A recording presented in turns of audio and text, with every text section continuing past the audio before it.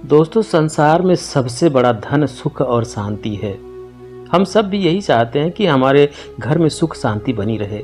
लेकिन अक्सर हम देखते हैं कि लगभग सभी परिवारों में लड़ाई झगड़े होते रहते हैं और उन झगड़ों से पूरा परिवार का माहौल खराब रहता है। परिवार के लोग ही एक दूसरे से घृणा करते रहते हैं, वही एक दूसरे के खिलाफ साजिश रचते रहते हैं। भाई भाई को देखकर खुश नहीं होता है, बेटे को पिता से दिक्कत है। छोटी छोटी बातों को लेकर ही हम आपस में लड़ाई करने लग जाते हैं, जिससे पूरे परिवार में तनाव बना रहता है। आखिर परिवार में लड़ाई झगड़े क्यों होते हैं? क्या कारण है झगड़ों का? दोस्तों, आज की इस कहानी के माध्यम से हम यही जानेंगे और हम इसमें यह भी जानेंगे कि हम कैसे इन लड़ाई झगड़ों को दूर कर सकते हैं, घर में खुशियों का माहौल कैसे ला सकते हैं। तो वीडियो में अंत तक जरूर बने रहें, क्योंकि पूरी कहानी सुनेंगे तभी आपको सारा खेल समझ में आएगा, अन्यथा आप कुछ चीज़ों से वंचित रह सकते हैं। एक समय की बात है, एक नगर में एक सेठ रहता था। वह सेठ बहुत धनवान था, बहुत दूर दूर तक उसका व्यापार फैला हुआ था। उस सेठ का छोटा सा बहुत सुखी परिवार था। उसके परिवार में वह और उसकी पत्नी थी। वह सेठ सभी लोगों की मदद किया करता था। उसके पास किसी भी चीज की कोई कमी नहीं थी। नगर के सभी लोग उसका बहुत सम्मान करते थे। उसके जीवन में किसी भी प्रकार का कोई दुख नहीं था। कुछ दिनों बाद सेठानी ने एक पुत्र को जन्म दिया। अब तो सेठ की खुशियों का कोई ठिकाना ही नहीं रहा। उसने पूरे नगर में मिठाइयां बंटवाया। वह बहुत खुश था। उसने अपने पुत्र का नाम अजय रखा। सेठ ने अजय को खूब प्यार दिया, उसकी छोटी बड़ी हर जरूरतों का बहुत अच्छे से ख्याल रखा और उनको पूरा किया। कुछ वर्षों के बाद सेठ को एक और पुत्र हो गया। सेठ ने दूसरे पुत्र के जन्म पर भी पूरे गांव में मिठाइयां बंटवाया। उसने दूसरे पुत्र का नाम विजय रख दिया। अब वह अपने दोनों पुत्र अजय और विजय से बहुत स्नेह करता, उनको सभी प्रकार की सुख सुविधाएं दी, उनको अच्छे तरीके से पढ़ाया लिखाया। सेठ ने अपने दोनों पुत्र की हर ख्वाहिश पूरी की। जो भी अजय और विजय ने उनसे मांगा, सेठ ने वह सब कुछ ला कर दिया। कभी भी किसी चीज की कोई कमी नहीं रखी। धीरे धीरे समय के साथ सेठ के दोनों पुत्र जवान हो गए। अब सेठ ने सोचा कि मेरे बेटे बड़े हो गए हैं, अब यह मेरे व्यापार को संभाल लेंगे। फिर सेठ ने अपने दोनों बेटों को अपने पास बुलाया और उनसे कहा कि बेटा, अब तुम दोनों बड़े हो गए हो, अब तुम्हें ही यह व्यापार संभालना है और इसे आगे बढ़ाना है। अब तुम दोनों रोज मेरे साथ आया करो और मुझसे व्यापार के बारे में सीखा करो कि कैसे व्यापार किया जाता है। अब रोज अजय और विजय सेठ के साथ आते और व्यापार के बारे में सीखते। कुछ ही दिनों में दोनों भाइयों ने व्यापार के ऊंच नीच के बारे में सब कुछ सीख लिया। अब सेठ को किसी बात की कोई चिंता नहीं रही। कारोबार अपने दोनों बेटों के हाथों में सौंप दिया। कुछ दिनों तक तो सब कुछ अच्छे से चलता रहा, पर धीरे धीरे दोनों भाइयों में आपस में झगड़े होने शुरू हो गए। अजय बोलता कि मैंने इतना काम किया है, तू कुछ नहीं करता, तो विजय बोलता भैया मैं भी तो इतना काम किया है, आप मुझे ऐसा क्यों बोल रहे हो? जितना हक आपका है उतना ही हक मेरा है, आप मुझे कुछ नहीं बोल सकते। अब तो आए दिन उन दोनों के झगड़े होने शुरू हो गए थे। वह दोनों भाई एक दूसरे से जलन करने लग गए। अब उन दोनों का आसपास में सभी लोगों को पता चल गया कि इन दोनों भाइयों के बीच बनती नहीं है। एक बार अजय अपने दोस्त के साथ बैठा हुआ था। उसने अपने दोस्त से बातों ही बातों में कह दिया कि यार, पूरा काम मैं ही करता हूँ, मेरा भाई कुछ भी नहीं करता। यह सुनकर उसके दोस्त ने उससे कहा कि देख भाई, मेहनत तो तू कर रहा है और तेरा भाई वह तो बस पका पकाया खा रहा है। वैसे देखा जाए तो तू उससे बड़ा है, तुझे उससे काम करवाना चाहिए और अगर वह काम नहीं करे तो तू उसे व्यापार से निकाल दे। वैसे भी तू बड़ा है, तेरे पिताजी के व्यवसाय पर पहला हक तो तेरा ही है। अपने दोस्त की बातें अजय के मन में बैठ गई। अब वह मन ही मन सोचने लगा कि अब तो विजय को व्यवसाय से निकाल ही दूंगा। इधर विजय भी अपने दोस्तों से मिला तो उसने भी अपने दोस्तों को बताया कि यार, बड़े भैया मुझे कुछ भी बोल देते हैं, खुद तो कुछ करते नहीं, मुझे ही बोलते रहते हैं। अरे वह बड़े हैं तो क्या हुआ, वह जैसा कहेंगे मैं वैसा थोड़ी करूँगा। आखिरकार वह व्यापार जितना उनका है उतना ही मेरा भी तो है। यह सुनकर विजय के दोस्त बोले, यार तेरा भाई तेरा इस्तेमाल कर रहा है, वह खुद तो कुछ करता नहीं, तुमसे ही सारा काम करवाता है और खुद मजे लेता रहता है। यार देख, तू तेरे भाई से बच के रहना, कहीं वह तेरे पिताजी की सारी जमा पूंजी खुद ही अपने पास ना रख ले और तुझे व्यापार से निकाल दे। अपने दोस्तों की बातें विजय के दिल पर लग गई। अब दोनों भाई घर पहुंचे। वह दोनों एक दूसरे को ऐसी नजरों से देख रहे थे मानो एक दूसरे के सबसे बड़े दुश्मन हों। उधर सेठ सेठानी को तो पता भी नहीं था कि दोनों भाइयों में इतना झगड़ा किस बात से हो रहा है।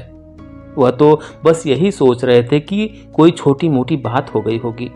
बचपन में भी तो ऐसे ही लड़ते थे और फिर एक साथ खेलने लग जाते थे। अभी कुछ देर में इनका झगड़ा ठीक हो जाएगा, लेकिन देखते ही देखते उनका झगड़ा बढ़ता ही गया। अब सेठ को कुछ समझ नहीं आ रहा था कि वह क्या करे।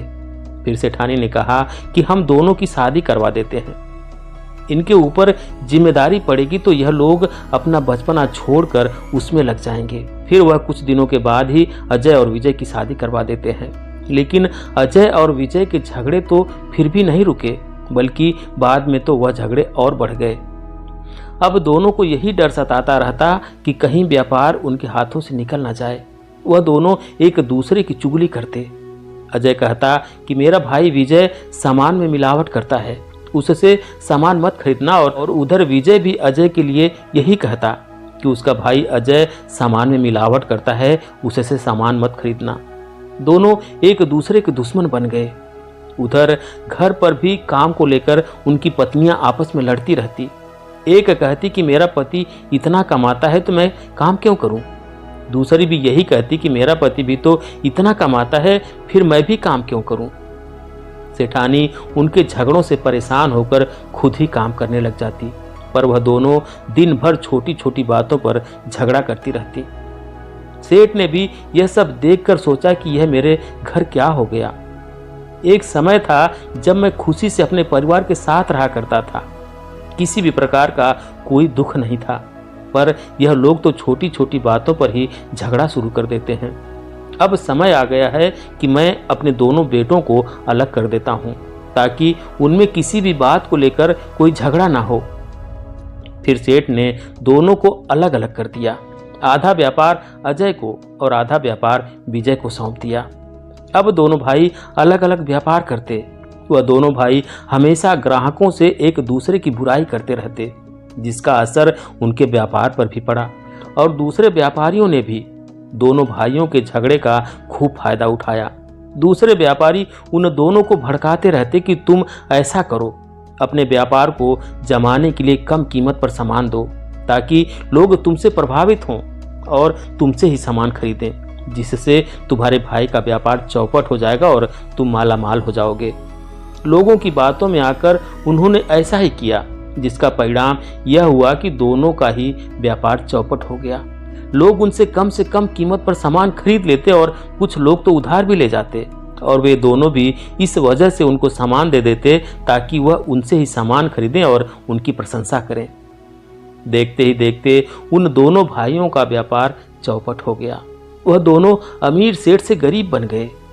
अब तो उनकी ऐसी हालत हो गई थी कि वह अपना घर भी ठीक से नहीं चला पा रहे थे। उन्हें समझ में ही नहीं आ रहा था कि अब वह क्या करें। उन्हें समझ में नहीं आ रहा था कि अब वह करें तो क्या करें।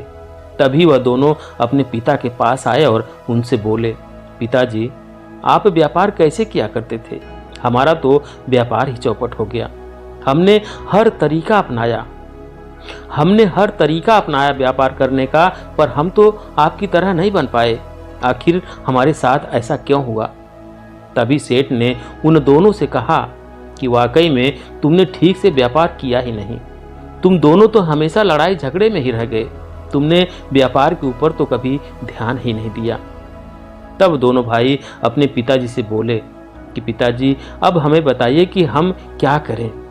तभी सेठ ने कहा कि तुम्हारी समस्या का समाधान तो मेरे गुरु के पास ही मिल सकता है, तुम उनके पास जाओ।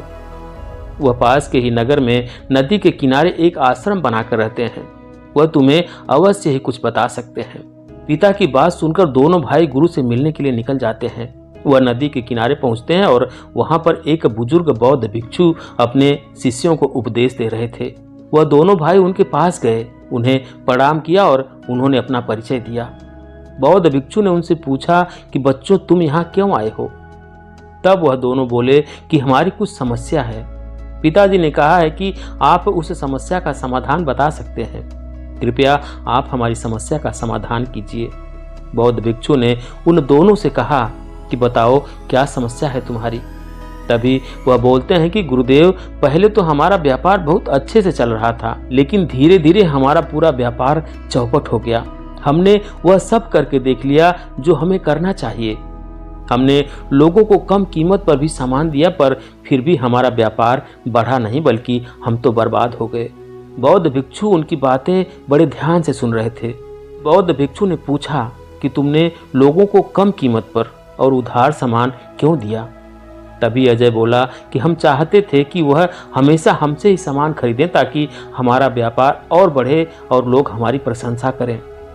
फिर बौद्ध भिक्षु ने कहा कि तुम्हें ऐसा करने के लिए किसने कहा था कि तुम ऐसा करोगे तो लोग तुम्हारी प्रशंसा करेंगे और लोग तुमसे ही सामान खरीदेंगे। तभी विजय ने कहा कि हमसे दूसरे व्यापारियों ने बोला था कि अगर हम अपना सामान कम कीमत पर बेचेंगे तो लोग हमसे ही सामान खरीदेंगे और हमारी प्रशंसा भी करेंगे। फिर हम धीरे धीरे सामान को ज़्यादा कीमत पर बेचेंगे, तब भी वह हमसे ही सामान खरीदेंगे। लेकिन ऐसा हुआ नहीं, हम तो बर्बाद हो गए। अब तो हमारी ऐसी हालत हो गई है कि लोग हमारी तरफ देखते भी नहीं हैं। हम अपने परिवार का पेट भी ठीक से नहीं भर पा रहे हैं। हमारे पिताजी का नगर में बहुत सम्मान था, धनवान सेठों में उनका नाम आता था, पर अब सब कुछ बर्बाद हो गया। अब आप ही हमें बताइए कि हम क्या करें। फिर बौद्ध भिक्षु उनकी बात सुनकर उनसे कहते हैं कि मैं जो भी तुम्हें बताऊंगा तुम उसे बड़े ध्यान से सुनना। इस संसार में सबसे बड़ा धन सुख और शांति है। जब भी हम परेशान होते हैं या फिर हमारे सामने कोई समस्या आती है तो हम सबसे पहले अपने परिवार के पास जाते हैं, क्योंकि एक परिवार ही तो होता है जो तुम्हारी परेशानियों को समझ सकता है, उस समय तुम्हारा साथ दे सकता है। लेकिन तुम दोनों ने अपनी समस्या अपने परिवार वालों से ना कहकर दूसरों को कही है। दूसरे लोग तुम्हारी समस्या सुनकर कभी तुम्हें सही निर्णय नहीं देंगे, बल्कि वह तो तुम्हें गलत रास्ते बताएंगे, गलत बातें बताएंगे। जो बात है ही नहीं उसको भी नमक मिर्च लगाकर तुम्हारे सामने रखेंगे।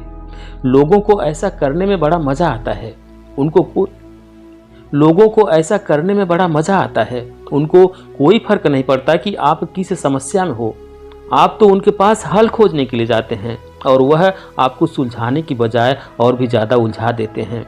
इसलिए अगर हम किसी बात से परेशान हैं तो हमें सबसे पहले अपने घर वालों के साथ बैठकर उसके बारे में बात करनी चाहिए, क्योंकि आपकी हर समस्या का समाधान लोगों के पास नहीं है, बल्कि आपके घर वालों के पास है। कभी भी अपने परिवार की कमजोरी किसी को मत बताओ। तुम में और तुम्हारे भाई में अगर नहीं बनती है तो यह बात तुम दोनों को अपने तक ही सीमित रखनी चाहिए, मगर तुम दोनों ने अपने को अच्छा साबित करने के लिए अपने भाई की बुराइयां करना शुरू कर दी, जिसका नतीजा यह हुआ कि लोगों ने तुम्हारी इसी कमजोरी का फायदा उठाया, क्योंकि लोगों को तो तुमने ही बताया है कि आपस में तुम्हारी नहीं बनती। अगर तुम उनको नहीं बताते तो उनको कैसे पता चलता?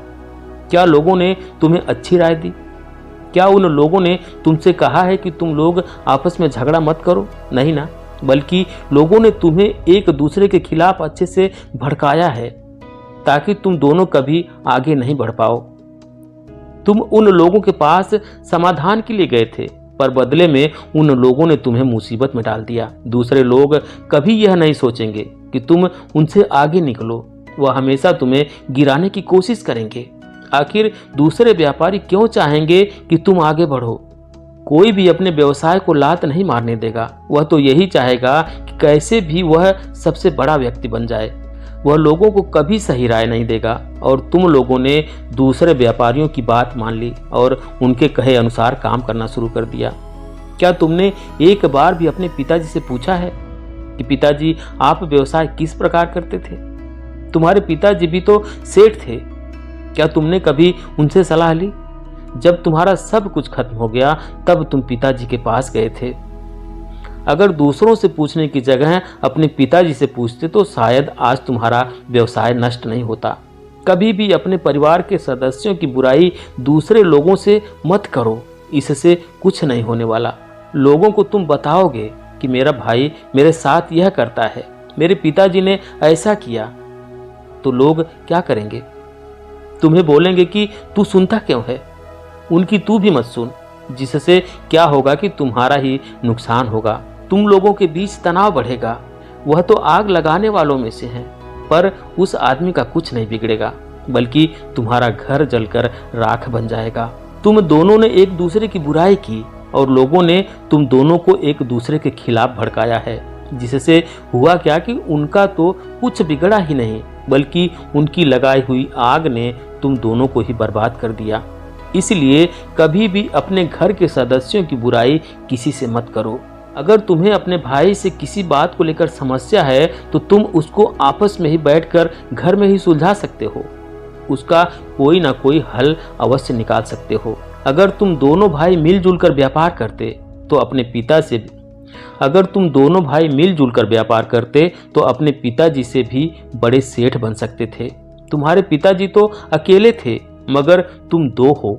दोनों मिलकर दोगुनी मेहनत करके व्यापार को बुलंदियों पर पहुंचा सकते थे, लेकिन तुम दोनों तो एक दूसरे की बुराई करने में ही रह गए।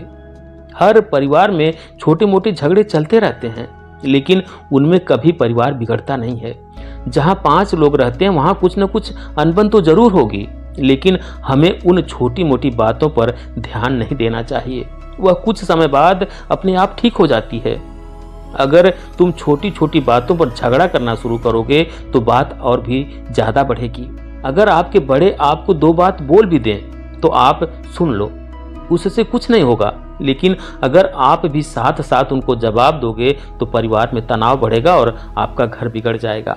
हमें ज़्यादा से ज़्यादा समय अपने परिवार वालों के साथ बिताना चाहिए, ताकि उनके व्यवहार, उनकी भावना का पता चले।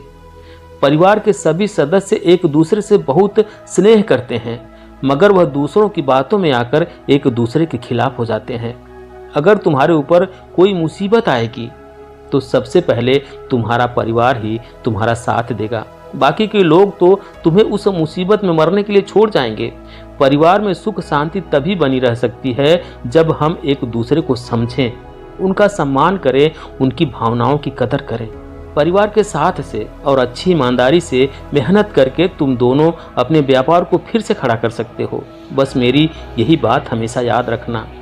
उसके बाद अजय और विजय बौद्ध भिक्षु को प्रणाम करते हैं और दोनों भाई एक दूसरे से गले मिल जाते हैं और वह वादा करते हैं कि अब वह दोनों मिलजुल कर रहेंगे, कभी दूसरों की बातों में नहीं आएंगे और ना ही उन्हें कुछ बताएंगे।